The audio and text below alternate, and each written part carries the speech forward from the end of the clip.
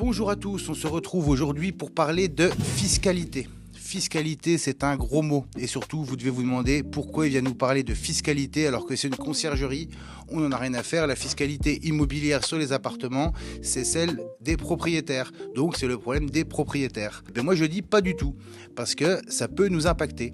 Un propriétaire qui est mal inscrit, qui est au mauvais régime, peut perdre de la rentabilité, donc enlever son appartement de votre conciergerie, vous faire perdre des contrats, etc. Et encore pire, un propriétaire qui est mal inscrit, il n'a peut-être pas le droit de faire de la location courte durée, ça veut dire que vous gérez un logement qui n'a pas le droit d'être en courte durée. Donc on va reprendre quelques bases sur la fiscalité immobilière, juste pour être devoir de conseil auprès de nos propriétaires et se rassurer sur le fait qu'on ait bien le droit de gérer son appartement en courte durée. Donc il va y avoir plusieurs régimes fiscaux possibles pour le propriétaire. Premier régime fiscal, la grosse erreur, c'est acheter un appartement et puis le louer et le déclarer à rien du tout, mais déclarer ses revenus sur votre fiche d'imposition. Vous avez le droit, c'est 100% possible. Mais par contre, c'est 100% une erreur parce que vous payerez la totalité des revenus que va générer sur la plateforme l'appartement, vous allez payer des impôts à votre tranche marginale d'imposition.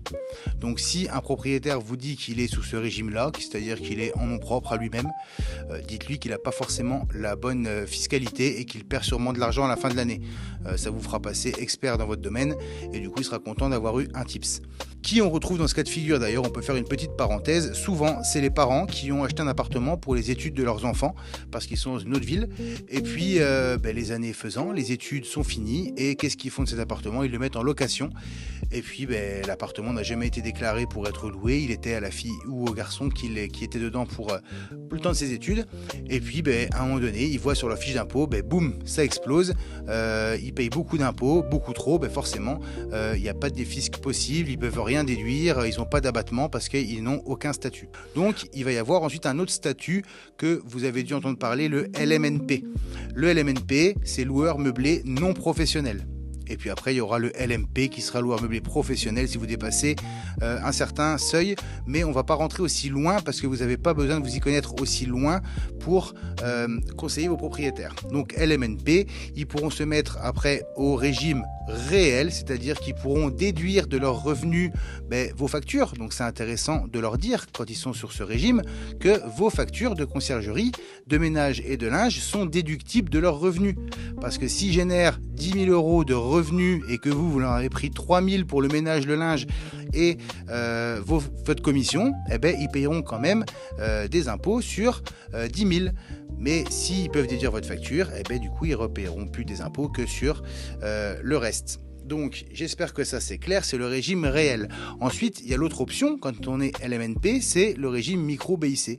Le micro-BIC, c'est qu'on n'a rien à déduire, on a fini de faire les travaux, on n'a plus rien à déduire de dessus, les travaux sont faits, l'appartement est prêt à louer, ça fait longtemps que c'est comme ça, donc on se met micro-BIC, et là il y avait 50% d'abattement sur le chiffre d'affaires, donc on déclarait que la moitié. La nouvelle loi qui est passée fait qu'aujourd'hui il n'y a plus que 30% d'abattement, mais si vous le classez en meublé de tourisme, vous pourrez avoir 21% d'abattement de plus. Donc ça fait que vous déclarez que 49% de vos revenus globaux. Mais vous ne pourrez rien déduire, pas les factures ni rien du tout. Ensuite, il y aura la SCI, puis après il y aura SAS, la holding, la SRL familiale, etc. On ne va toujours pas aussi loin. La SCI suffira et la SCI, par contre, c'est là qu'il faut faire attention parce qu'il y a la SCI à l'IR, impôt sur le revenu, la SCI à l'IS, impôt sur la société.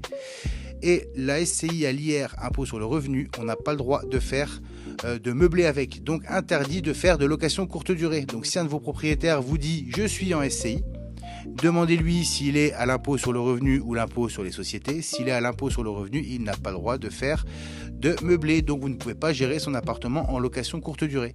Seulement s'il est une SCI à l'IS, impôt société. Donc voilà un peu le récap. C'est les grandes règles à savoir. En tapant un tuto sur YouTube, en demandant à ChatGPT, vous avez vite un résumé que vous pouvez apprendre par cœur. Pas besoin de faire des cours de fisca, mais c'est juste vous intéresser à faire des économies, à faire des économies à vos propriétaires pour qu'ils restent chez vous. Vous placer en tant que pro auprès de vos propriétaires ou de vos futurs propriétaires quand ils vont faire une appel d'offres et appeler plusieurs conciergeries. Le fait que vous leviez ces petits doutes ou que vous sachiez de quoi vous parlez, vous place en tant qu'expert. Et pour ça, il ne faut jamais aller plus loin et leur dire quoi faire. Il va falloir faire autre chose et aujourd'hui, je vais vous faire un petit cadeau. Le petit cadeau, c'est que je vais vous donner un lien. On a négocié, nous, chez Le Carent, avec le volume qu'on a, un lien avec des experts juridiques et fiscaux qui vont pouvoir vous prendre des rendez-vous gratuits d'une demi-heure. Vous pourrez en prendre plusieurs.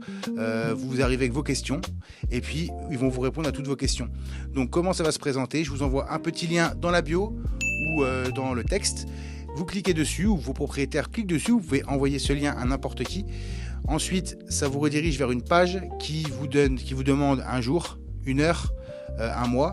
Et un expert juridique et fiscal va vous rappeler. Ils sont spécialisés dans la location courte durée et ils font aussi de la gestion comptable pour les loueurs meublés non professionnels, les SCI, etc. Tous mes biens perso sont gérés chez eux et du coup ça se passe très bien. Ils sont pas très chers, ils font surtout que ça, donc ils savent très bien le faire.